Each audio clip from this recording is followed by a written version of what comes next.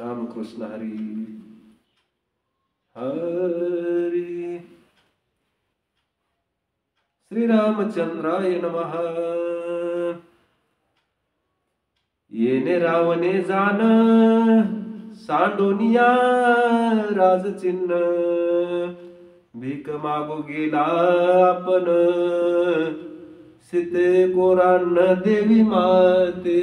रावण हा एवढा बलाढ्य शक्तिमान असून श्रीमंत असून तो सीतेला हरण करण्यासाठी तो एक भिक्षुकाचं म्हणजे गोसाईचं रूप धारण करून सीतेच्या ज्या ठिकाणी अरण्यात होतं त्या ठिकाणी तो सीतेकडे गेलेला आहे. जे कोरान्न माते म्हणजे भीक मागण्यासाठी गेलेला आहे. माता म्हणे जेसी भोगू पाहे तेसी कपटे मिळविले धुळीसी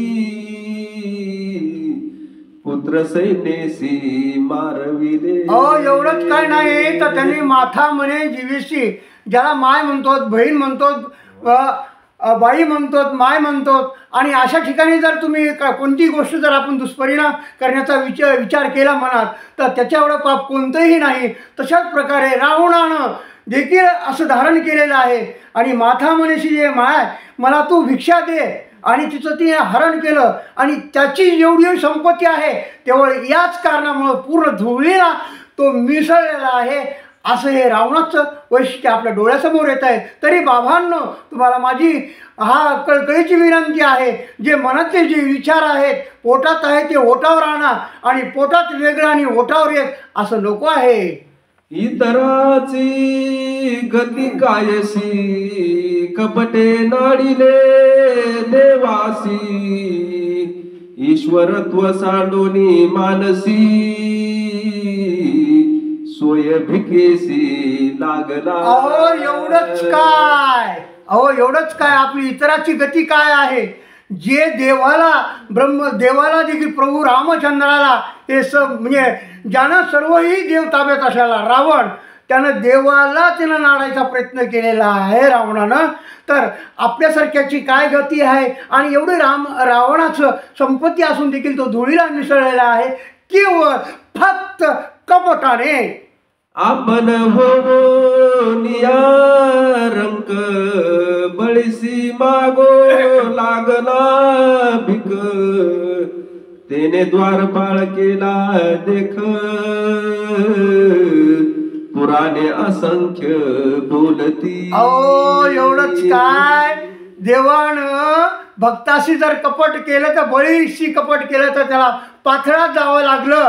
अशा प्रकारचा हा वृत्तांत आहे. आणि हा सत्य कलियुगामधली जे पहिली जी कथा आहे पहिले जे पूर्वजन्मीचं आहे ही सांगायचं फक्त केवळ आपण सुधारण्यासाठी हा एक रामायणाचं एक अमृतपेय घेऊन आलेले आहेत. या लागी कपटाची वार्ता भली नव्हे गा सर्वथा कपट करिता कपिनाथा स्वघातासी करावे. एवढंच काय कपटाशी कपटाघाता. जर कपट कोणी केलं आपण जे कोणत्या गोष्टीचा कुणाचा जर धुरा चारायचा प्रयत्न केला आणि लोकांचं धान जर चारायचा प्रयत्न केला तर आपलीच नुकसान होती. कारण माणसानं दुसऱ्याचं जर चांगलं सोचलं तर आपलं चांगलं होतं ही विसरता कामा नाही. बोला पुढे. श्रीरामाचे निज भक्त त्यासी कोण कपट करीत ते स्वयची मरण पावत नरक भोगित अनिवार. जे श्रीरामाचे भक्त आहेत आणि अशा जर भक्ताला जर धोका होत असेल तो नितपतन त्याचं होणार. यात कसल्याही प्रकारची शंका राहणार नाही. पुंडलिकावरधारी विठ्ठल श्री ज्ञानदेव तुकाराम पंढरीनाथ भगवान की जय. माऊली ज्ञानेश्वर महाराज की जय.